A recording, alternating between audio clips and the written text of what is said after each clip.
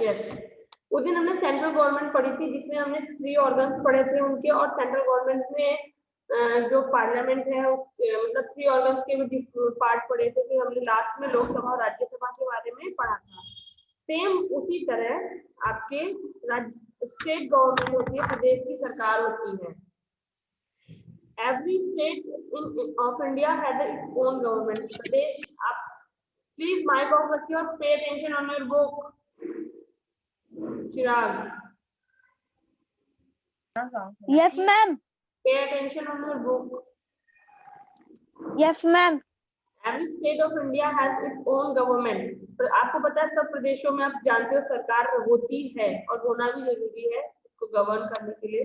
Like the central government की तरह the state government too has 3 organs. State government के भी 3 ऑर्गन्स होते हैं। पहला लेजिस्लेचर, फिर एग्जीक्यूटिव, फिर judiciary.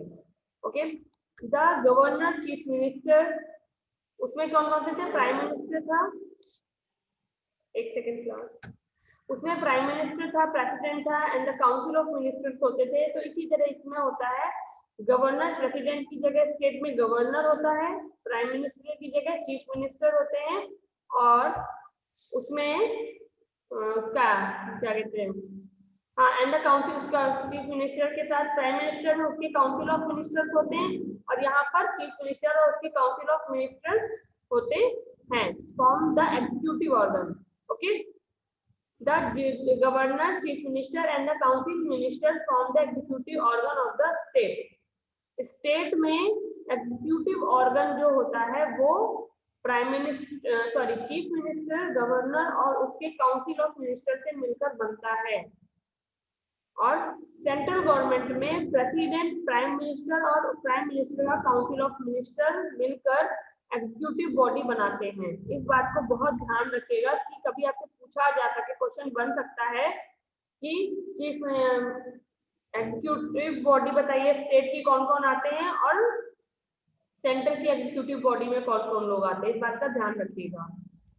There are 2 houses in the legislature. जो लेजिस्लेचर है जिसमें आपका पार्लियामेंट आता है सेंटर में, उसी तरह यहाँ पर लेजिस्लेचर में 2 पार्ट हैं, जिसमें एक लेजिस्लेटिव असेंबली आती है, विधानसभा, और एक है विधान परिषद। ओके, जिसको विधानसभा है लेजिस्लेटिव असेंबली और लेजिस्लेटिव काउंसिल बोलते हैं विधान परिषद को। Most states in India have a legislative assembly. Bharat के अधिकतर प्रदेशों में विधानसभा होती है। Only 7 states have a house, the legislative assembly and the legislative council. सिर्फ भारत के 7 प्रदेश ऐसे हैं जिनमें लेजिस्लेटिव काउंसिल और लेजिस्लेटिव असेंबली दोनों हैं, उनमें से उत्तर प्रदेश एक है। The legislative assembly are located in the state capitals, और स्टेट कैपिटल्स में वो विधानसभा होती है। जैसे आपका पार्लियामेंट होता है तो उसके 2 पार्ट होते हमने पढ़े थे कि एक लोकसभा थी, एक राज्यसभा थी। वैसे यहाँ पर जो लेजिस्लेचर है, ठीक है, यहाँ उसका जो उसके 2 पार्ट बनाए गए वो है लेजिस्लेटिव असेंबली और लेजिस्लेटिव काउंसिल, जिसको हिंदी में विधानसभा और विधान परिषद कहा जाता है।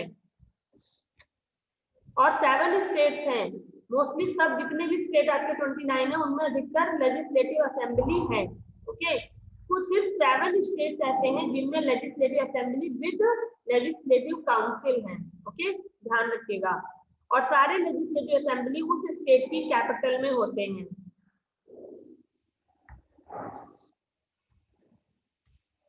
The high court is the highest judiciary of the state. Central government में जो हाईएस्ट जुडिशरी सुप्रीम कोर्ट होता है, और मतलब पूरे कंट्री का हाईएस्ट जुडिशरी जो ऑर्गन है वो सुप्रीम कोर्ट है, जबकि स्टेट में हाई कोर्ट होता है। आपको पता होना चाहिए यूपी का हाई कोर्ट इलाहाबाद में है। Okay, the high court is the highest judiciary of the state. Usually most high courts are located in the state capitals, और मोस्टली होता है कि जो स्टेट की कैपिटल्स होती हैं उनके हाई कोर्ट उनकी राजधानी में स्थित होते हैं, बट यूपी में ऐसा नहीं है, यूपी का हाई कोर्ट इलाहाबाद में है। फिर the central government is more powerful than the state government. जो प्रदेश की सरकार होती है उससे ज्यादा शक्तिशाली केंद्र की सरकार होती है। Then the state, in the case of dispute between the state and the central, यदि कोई झगड़ा होता है केंद्र सरकार और प्रदेश की सरकार के मध्य, the central government decision is final. फिर जो सेंट्रल गवर्नमेंट है आपकी, वो जो डिसीजन देगी वो स्टेट गवर्नमेंट को मानना पड़ता है. ओके, तो ये था, देख सकते हैं आप फ्लो चार्ट देख लीजिए. State government 3 organ, legislature, executive, judiciary. Okay, legislature को 2 पार्ट में बांटा गया,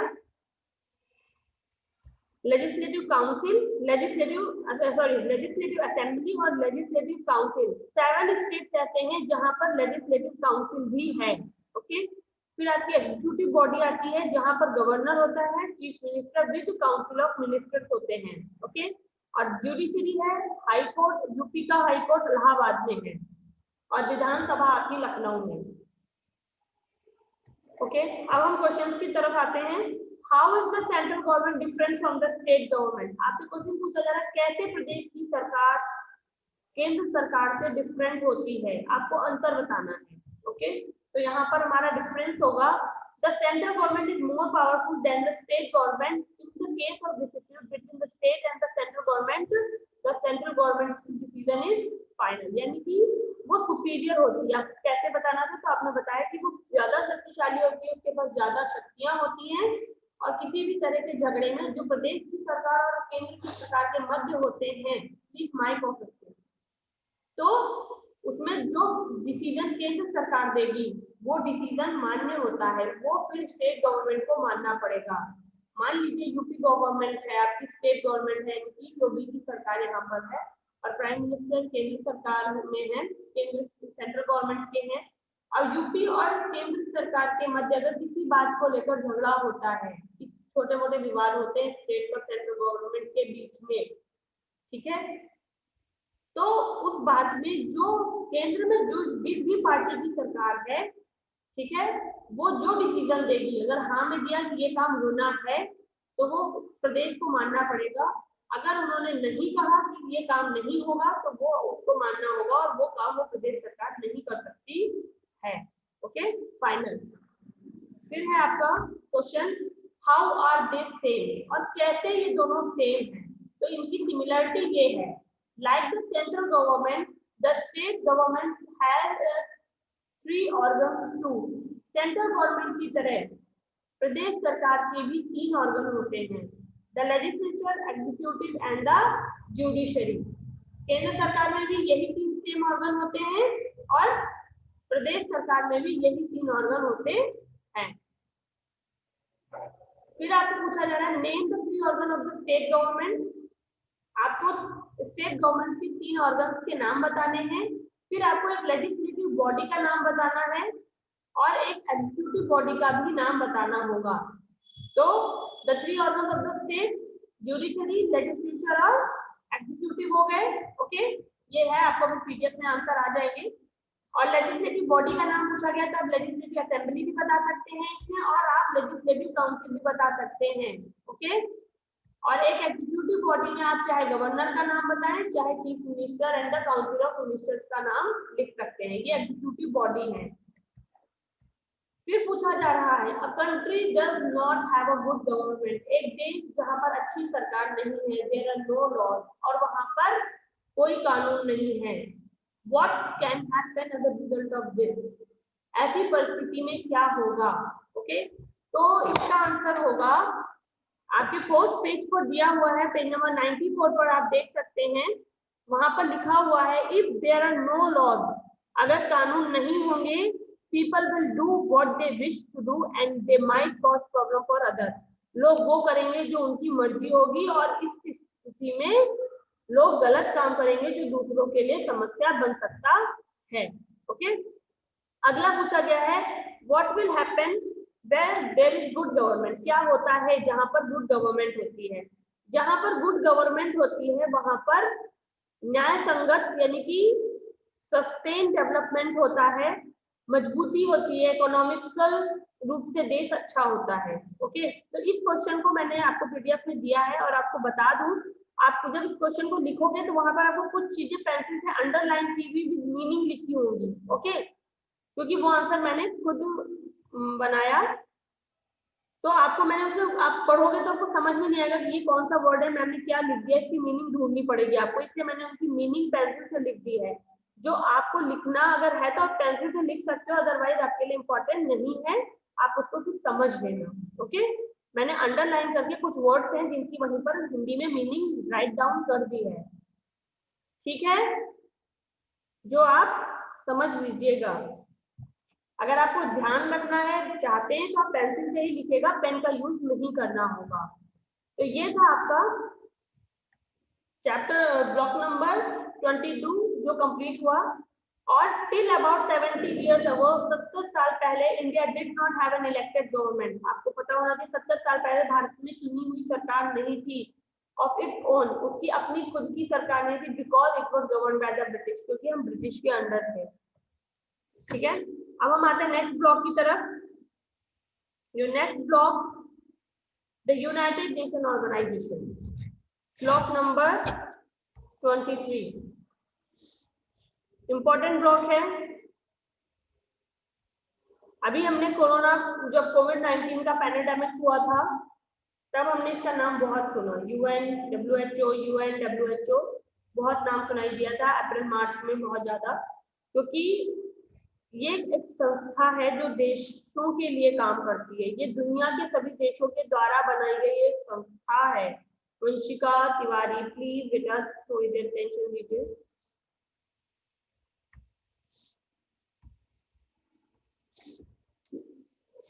जिसका काम है देश ही नहीं, दुनिया के जितने भी देश इसके सदस्य हैं उनका विकास करना, उनमें शांति बना के रखना, कि एक दूसरे के साथ वो मित्रता पूर्वक रहे। क्योंकि कुछ हम जैसे अगल बगल क्या होता है, आप घर में रहते हो, आप देखते होगे, प्लीज सब लोग बुक पर ध्यान से देखते रहेंगे, मैं पूछ सकती हूँ? Okay ma'am. माइक ऑफ कीजिए और कैमरा ऑन। हम जब अगल बगल घरों में रहते हैं तो आपको पता है ना, अगर दोनों दीवारें टच हो रही हैं तो लड़ाई हो रही होती है, कभी कभी हो जाती है लोगों की। आपस में आपका ड्रेनेज सिस्टम एक ही उसमें है तो भी लड़ाई होती है कि ये गंदा है, इसमें तुम ज्यादा कचरा फेंकते हो, हम तो ऐसा करते हैं। बहुत छोटी छोटी सी बातें होती है जो हम आस पड़ोस में अपने देख सकते हैं। ओके, तो फिर तो ये दुनिया है जिसमें बहुत से देश हैं जिनकी बॉर्डर कई देशों से टच करती है। इवन आप प्रदेशों की देख सकते हो, आप अपने इंडिया का मैप उठाकर देख सकते हो, कई प्रदेश ऐसे होंगे जिनकी बॉर्डर कई प्रदेशों से टच करती है, चारों तरफ से वो घिरे हुए हैं अन्य प्रदेशों से, तो उनकी बॉर्डर को लेकर झगड़ा होता है।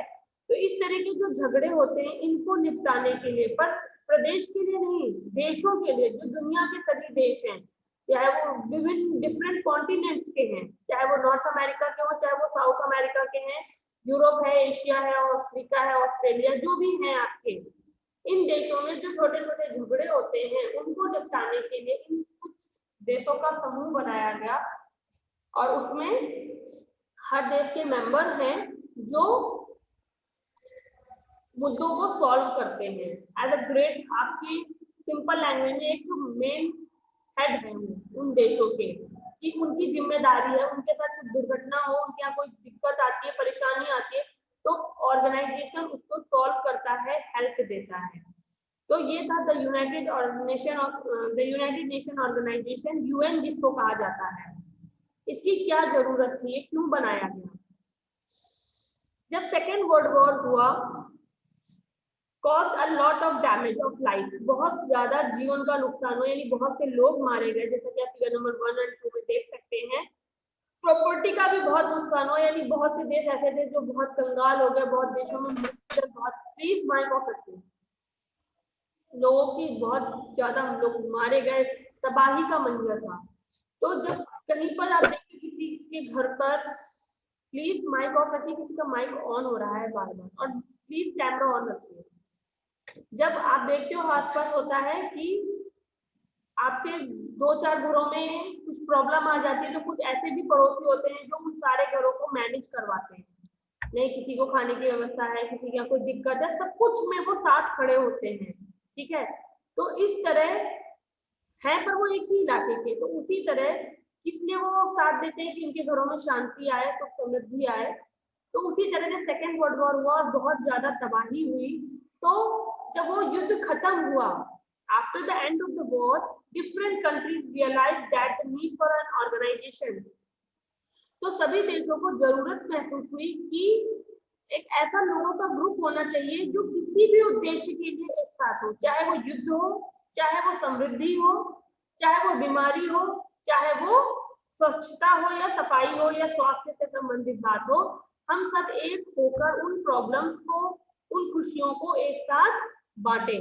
कुछ लोगों का ऐसा ग्रुप बनाना चाहिए जो शांति बनाकर रखे, जो दुनिया की सुरक्षा कर सके। अगर इस तरह झगड़े होते रहेंगे तो तबाही तो हर रोज होगी।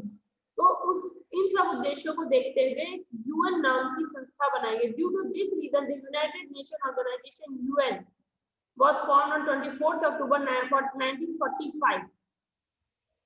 1945 में 24 अक्टूबर को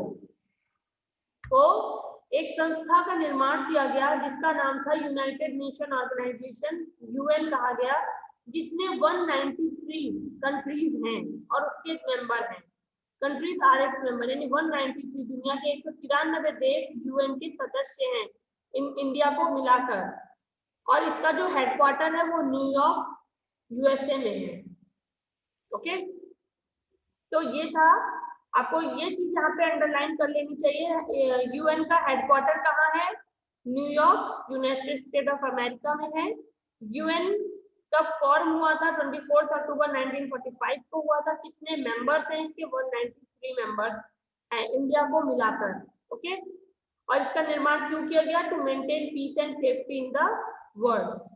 अब आपको यहाँ पे पैराग्राफ दिया जा रहा है जिसको आपको रीड करना है। अपने बुक में सब लोग मेरे साथ रीड करेंगे। There were two world wars in the 20th century that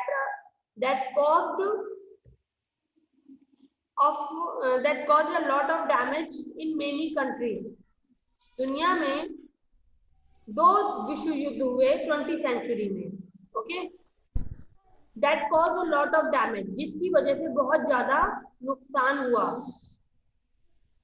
The second World War happened between 1939 and 1945, और जो सेकेंड वर्ल्ड वॉर हुआ था वो 1939 से लेकर 1945 तक चला था। ये अंडरलाइन कर सकते हैं आप। इन दिस वॉर, इस युद्ध में countries like Germany, Italy, Japan fought against the United States of America, the United Kingdom and France. ये 3 देश एक तरफ थे। आपसे कभी आप आगे पढ़ोगे तब आपको इसकी जरूरत पड़ेगी कि सेकेंड वर्ल्ड वॉर किन 2 देशों के बीच में, किन 2 देशों के समूह के बीच में हुआ था। तो एक तरफ इटली, जर्मनी और जापान थे, दूसरी तरफ यूएसए, यूके और फ्रांस था। ओके, फिर this war also spread to other countries, और ये वॉर दूसरे देशों में भी फैल गया। This war that lasted for 7 years, और इस युद्ध का अंत 7 साल बाद हुआ। Killed many people and destroyed a lot of property, और 7 सालों में बहुत से लोग मारे गए। Excuse me, ma'am. Yes yes, बोलिए। मैम, ये वर्ल्ड वॉर क्यों होता है? वर्ल्ड वॉर क्यों नहीं होता है? वर्ल्ड वॉर क्यों हुआ था? जब यस मैम, वर्ल्ड वॉर क्यों हुआ था? मैंने अभी बताया कि आपके घरों में छोटे छोटे से आस पड़ोसियों से झगड़े क्यों होते हैं। या तो आप किसी की बॉल चली गई, कुछ टूट गया तो होता है, या फिर उन दोनों की, आप दोनों घरों की दीवारें टच होती हैं तो अधिकार को लेकर लड़ाई करते हो आप। ठीक है, बात समझ रहे हो? या आप स्कूल में ले लो, आप आपस में अगल बगल बैठते हो तो क्या, इतनी टेबल मेरी है, इतनी टेबल मेरी है, इसमें मेरा सामान रहेगा, इतने में तुम्हारा सामान रहेगा। आप डिस्कस करते हो ना, ये चीजें छोटी सी चीज है। और अगर बगल वाले का सामान आपकी पोर्शन में आ जाता है तो आप क्या करते हो? 1-2 बार तो प्यार से कहते हो, देखो अपना सामान संभाल के रखो, हमारी तरफ मत रखो, बोल देते हो ना। कुछ दिन बाद जब वो रोज यही काम करता है तब आप क्या शुरू करते हो? कंप्लेन करना शुरू करते हो। और जब आप देखते हो कि किससे कंप्लेन करोगे? क्लास टीचर से करते हो। बट उन देशों में क्या था, एक दूसरे पर वो शासन करना चाहते थे। Germany, Japan, please mic off रखिए। जर्मनी की, जापान एक तरफ से और यूनाइटेड अमेरिका और यूके और फ्रांस मिलकर इन देशों पर चाहते थे अपनी सत्ता स्थापित करना। जैसे भारत पर ब्रिटिश शासन था, तो इन परिस्थितियों में उन्होंने विद्रोह चालू किया। कि नहीं, हम मतलब किसी के गुलाम नहीं होना चाहते, हम भी शक्तिशाली हैं। बहुत सारी छोटे छोटे कारण थे जिस वजह से ये युद्ध की छोटी सी बात ना बहुत बड़ी लड़ाई का रूप ले लेती है। आप अपने ही एक झगड़ा ले लो कोई, फिर क्या करते हो बाद में, आप धक्का मुक्की शुरू करते हो, बच्चे को भी मार देते हो। तो वो क्यों करते हो आप? झगड़ा आपने क्यों किया? जब आपकी बात कोई नहीं सुनता है, अगर आप उसके ऊपर चाह रहे हो कि नहीं ये मेरा ऑर्डर फॉलो करे, और वो कहता है नहीं मैं आपका ऑर्डर नहीं फॉलो करूंगा, तब आपको गुस्सा आता है। ठीक है, तो आप तो यहाँ धक्का मुक्की कर लेते हो, बट देश क्यों धक्का मुक्की करके बदला लेंगे? वो तो फिर लड़ाई का करेंगे। जैसे भारत और पाकिस्तान के बीच या भारत और चीन के मध्य युद्ध की बात आप रोज न्यूज पे सुन सकते हो, होती रहती है। क्यों होती है? क्योंकि चीन हमारे इलाके में घुस रहा है और वो हमारा क्षेत्र है। ठीक है, हम नहीं चाहते अगर आपके घर में कोई जबरदस्ती घुसे और कहते हैं नहीं मेरा है, वहां पर वो अपना पलंग डाल के सो जाए, सोने दोगे? नहीं दोगे ना। पहले हम उसको समझाएंगे, उसको रूल्स रेगुलेशन बताएंगे, उसको अपने घर का नक्शा दिखाएंगे, देखो ये मेरा घर है, यहाँ पे मेरा है, इसके बाद से तुम्हारा घर चालू होता है। समझाओगे? या उसको कुछ दिन तक तो आप समझाकर बात चलाओगे, कानून का वो दिखाओगे। जब वो बात नहीं मानेगा तब आप क्या करोगे? युद्ध के लिए उसको बोलोगे कि अब युद्ध से होगा, जो जीता वो यहाँ सोएगा, या जो जीता ये उसका क्षेत्र हो जाएगा। ओके, भारत पाकिस्तान के मध्य भी यही है, जो कि कश्मीर किसका है? भारत का है। कश्मीर का कुछ हिस्सा है जो पाकिस्तान चाहता है, पाकिस्तान ने इस पर कब्जा कर रखा है, और उस बात को साबित करने के लिए आतंक, हमें डराने के लिए वो आतंकवादी गतिविधियां हमारे साथ करता है। ठीक है, बट हम डरने वाले नहीं, हम जानते हैं कि वो पूरे कानूनी तरीके से हमारा है, जिस पर उसने कब्जा कर रखा है, जिसको पीओके कहते हैं, पाक अधिकृत कश्मीर है वो। पाक ने उस पर कब्जा किया है। अरे मेरा नाम अरे ये देख क्या देख कद तू है ना मुझसे दवाई मांगना मुझे मुझसे करने की अरे अपने इसमें कौन सब्जी में अबे तू मेरी गले चला ना तुम कौन सा खाओ किसका माइक ऑन है? ताऊ की पाठशाला Shrikant, Shrikant, turn on your camera. अगर आपको बात करनी है तो please you can leave the class. तो उन मुद्दों को सॉल्व करने के लिए जब वो मुद्दे छोटी छोटी बातों से नहीं सॉल्व होते हैं तो फिर उनको युद्ध में कन्वर्ट करके फैसला लिया जाता है, और इसी सब चीजों को लेकर वर्ल्ड वॉर हुए थे। ठीक है, तो आप मुझे टॉपिक से आपने हटा दिया। चलिए फिर बढ़ते दिस, और इसकी वजह से बहुत सारे लोग मारे गए और बहुत सारी प्रॉपर्टी का नुकसान हुआ। अब आपको जो फिगर नंबर 1 2 3 4 दिया गया है, 3 दिया गया है, आपको उनको देखना है और उसके बाद बता इन क्वेश्चन के आंसर देने हैं। What would you think the tanks will use for during the war? आप टैंक्स को देखकर क्या सोच रहे हो? ये युद्ध में क्या कर रहे थे, क्यों यूज किए गए थे? For attack, for attack the other countries, दूसरी देशों पर अटैक करने के लिए टैंक को यूज किया गया था ना। For attack against the America, जिसकी तरफ का भी वो टैंक होगा, तो हम यहाँ पे लिख सकते हैं tank use during world war second है, तो क्यों यूज किया गया? For attack. ठीक है, इसके आगे आप पेंसिल से लिख लीजिए, what would you think the tank would use for during the war? Tank का क्या यूज था युद्ध में? युद्ध के समय टैंक का क्या यूज था? तो इसका आंसर यहाँ पे लिखेंगे फॉर अटैक, क्योंकि हमें नहीं पता किस देश का टैंक है वो, तोप है। अगला फिगर नंबर आपको 3 देखना है। What do you think had happened to the houses? घरों के साथ क्या हुआ है? आपको देखकर क्या लग रहा है? Why do you think is happened, और ऐसा क्यों हुआ है आपको ये बताना है। तो घरों के साथ क्या हुआ है? द हाउसेस वर डैमेज्ड, घर डैमेज हो गए हैं, तो आप लिखोगे द हाउसेस वर डैमेज्ड होगा इसका आंसर। और why do you think this happened, ऐसा क्यों हुआ? आप क्या सोचते हो ऐसा क्यों हुआ? बिकॉज ऑफ वॉर हुआ, युद्ध की वजह से वो घरों का नुकसान हुआ ना, तो इसका आंसर होगा बिकॉज ऑफ वॉर। फिर आपको फिगर नंबर 2 देखना है। How do you think these people feel? How do you think, लोग कैसा महसूस कर रहे हैं? आप यहाँ पर देखिए क्या दिख रहा है आपको, लोग हैंड करके हैंड अप करके खड़े हुए हैं, तो लोगों को डर फील हो रहा है, दे फील स्केयर्ड। ओके, और why do you think these people are raising their hands? और लोगों ने अपने हाथ क्यों खड़े हुए हैं? Because the soldier of other countries, जो अदर कंट्री के सोल्जर्स हैं वो उन्हें डरा रहे हैं, ठीक। और last one, right one way in which the world war would have been avoided. आपको एक रास्ता बताना है जिससे वर्ल्ड वॉर को अवॉइड किया जा सकता था। वो क्या था? वो कौन सा रास्ता रहा होगा? वो रास्ता था शांति का। ओके, तो रास्ता क्या था? शांति का रास्ता था, ठीक है। अब आपसे पूछा जा रहा है why was United Nation Organisation form? अभी तक मैंने आपको बताया, जल्दी से बताइए, सेकंड पेज में को पढ़ाना है क्योंकि यूनाइटेड नेशन फॉर्मेट क्यों किया गया? यूनाइटेड नेशन को क्यों बनाया गया? दीदी बताना। अभी मैंने बताया था यूनाइटेड नेशन को क्यों बनाया गया।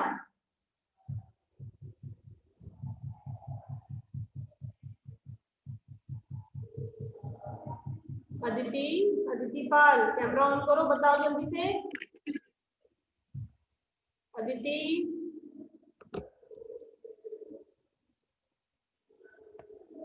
Aditi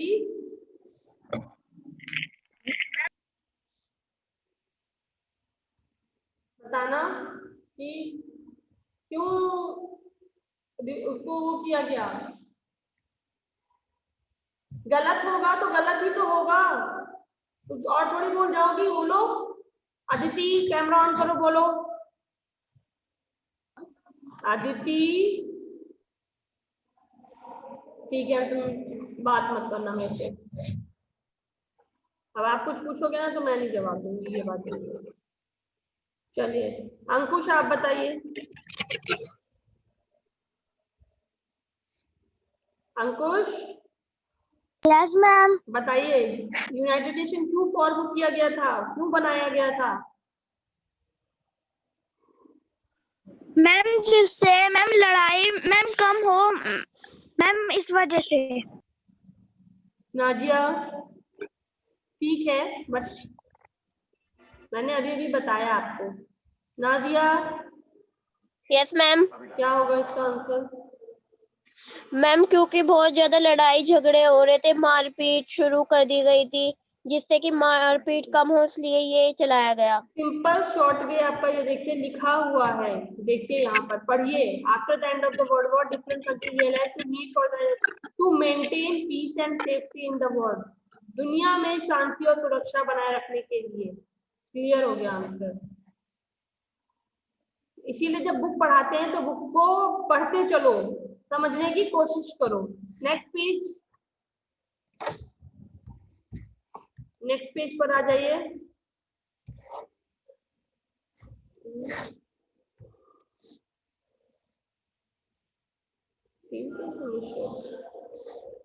okay, finish.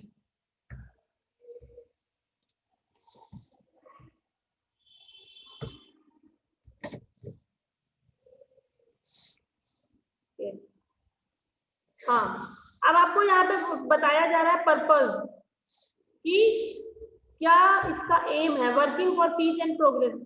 वो कैसे शांति और किसी चीज के विकास, देशों के विकास के लिए कैसे काम करता है। Okay, aim of the UN, UN जो बनाया गया तो उसके कुछ उसको लक्ष्य दिए गए कि आपको इन चीजों के लिए काम करना है।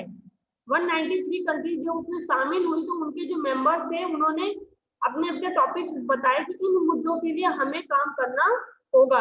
ओके, तो प्लीज ध्यान देते हैं, मेन इंपॉर्टेंट काम है the main aim of the UN. Figure number 4 आप देख सकते हैं, यूएन का फ्लैग है ये। It's to maintain peace and in the world, संसार में दुनिया में शांति बनाए रखना सबसे बड़ा मेन इंपॉर्टेंट काम है यूएन का, कि दुनिया में शांति बनी रहे, वरना एक दूसरे से झगड़ते ही रहेंगे all time. Whenever there is a conflict, अगर किसी दो देशों के बीच में among nation that disturb the peace, the UN recommend that it should be solved without war. अगर किसी दो देशों के बीच में युद्ध जैसी परिस्थिति बन जाती है, उस देश किसी देश की शांति भंग होती है, तो यूएन का काम है कि वो बिना युद्ध के उन प्रॉब्लम्स को सॉल्व करे। For this, it tries to solve most problem. और इन यूएन का काम है कि वो उन प्रॉब्लम्स को सॉल्व करे between countries through the discussion, बात करके। जैसे आप भारत और पाकिस्तान के बीच युद्ध की जब परिस्थिति होने लगती है तो आप देख सकते हो भारत पाक वार्ता होती है, अब इस बीच नहीं हो रही, पहले शुरू में बहुत होती थी। वो यूएन की तरफ से ऑर्गेनाइज कराई जाती है कि दोनों देश बात करके अपनी प्रॉब्लम को सॉल्व कर लें। और ऐसा हम अपनी जनरल लाइफ में भी करते हैं। अगर आपकी दो पड़ोसियों के बीच में झगड़ा होता है या आपके बीच, तो आप बात, हम लोग भी कहते हैं लड़ाई से क्या मिलेगा, आपस में बात कर लो, सुलह कर लो। तो वही काम वहां पर यूएन करता है कि वो उन दो देशों के बीच में डिस्कशन करा के बिना युद्ध की प्रॉब्लम को सॉल्व कराने की कोशिश करता है। Sometime it sends peace keeping force, कभी कभी वो शांति को बनाए रखने के लिए सेना को भी भेजता है। यानी कमेटी जाती है जो शांति को बनाए रखने के लिए वहां पर सेना भेजी जाती है यूएन की तरफ से, कि वो वहां पर ये ध्यान दे कि शांति बनी रहे, युद्ध न छिड़े। उस सेना का काम है युद्ध नहीं होने देना। To restore peace and dear in two area, उन क्षेत्रों में पीस बनाए रखना। दूसरा काम है यूएन का to take care of the safety of the people, लोगों की सुरक्षा करना। फिगर नंबर 6 में आप देख सकते हैं protect their basic human rights, उनके जो ह्यूमन राइट्स हैं, यानी कि जैसे आपका फ्रीडम का राइट है, जीवन जीने का अधिकार है, आपको बोलने का अधिकार है, कहीं भी आने जाने का अधिकार है, जो भी आपके ह्यूमन राइट्स हैं उनकी सुरक्षा करना। Example, in countries where the war is taking place, उन देशों में जहां पर युद्ध हो रहा है, the UN can set up camp to provide food and shelter to the affected people.